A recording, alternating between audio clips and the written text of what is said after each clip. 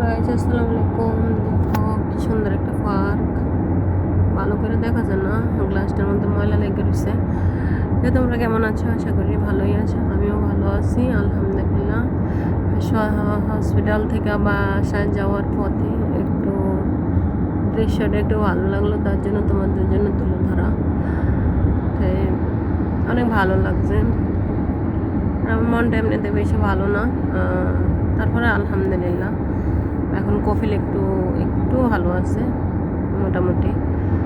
তো পুরোপুরি সুস্থ হয় নাই, ওর বুক থাইকা নাভি পর্যন্ত ওর পেট কাইটা তারপরে কি অপারেশন করছে।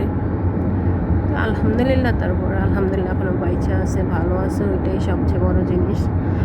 তো আল্লাহ রাব্বুল আলামিনের কারে কখন কী করে কেউ বলতে পারে না।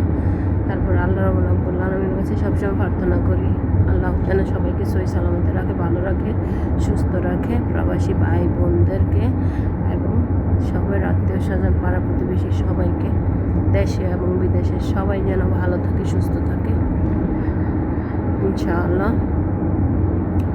তো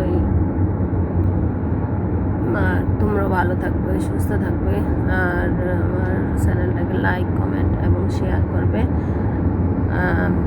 আল্লাহ হাফেজ।